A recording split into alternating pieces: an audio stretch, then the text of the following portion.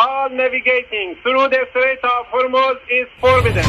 এবার বিশ্বের সবচেয়ে গুরুত্বপূর্ণ জলপথ হরমুজ প্রণালী যৌথভাবে শাসন করার দাবি তুলে নতুন বিতর্কের জন্ম দিলেন মার্কিন প্রেসিডেন্ট ডোনাল্ড ট্রাম্প, যা মুহূর্তেই তুড়ি মেরে উড়িয়ে দিয়েছে ইরান। সোমবার এক সাক্ষাৎকারে ট্রাম্প দাবি করেন হরমুজ প্রণালী একক কোনো দেশের অধীনে থাকবে না, বরং তিনি এবং ইরানের পরবর্তী সর্বোচ্চ নেতা মিলে এটি নিয়ন্ত্রণ করবেন। তবে তেহরান এই দাবিকে স্রেফ হাস্যকর ও প্রতারণামূলক বলে আখ্যা দিয়ে সাফ জানিয়ে দিয়েছে হরমুজ কেবল ইরানের শক্তি ও বুদ্ধিমত্তার মাধ্যমেই নিয়ন্ত্রিত হচ্ছে এবং হবে।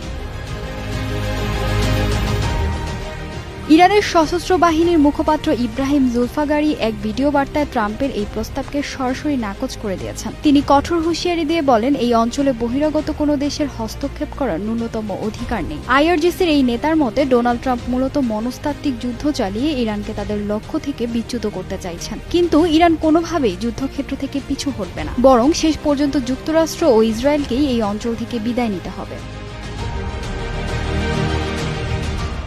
এদিকে যুদ্ধের উত্তেজনার মাঝে ট্রাম্প দাবি করেছিলেন যে ইরানের শীর্ষ পর্যায়ের কোনো এক নেতার সাথে তার ফলপ্রসূ আলোচনা হয়েছে। ট্রাম্পের এই দাবিকেও ভুয়া খবর বলে উড়িয়ে দিয়েছেন ইরানের পার্লামেন্ট স্পিকার মোহাম্মদ বাগের গালিবাফ।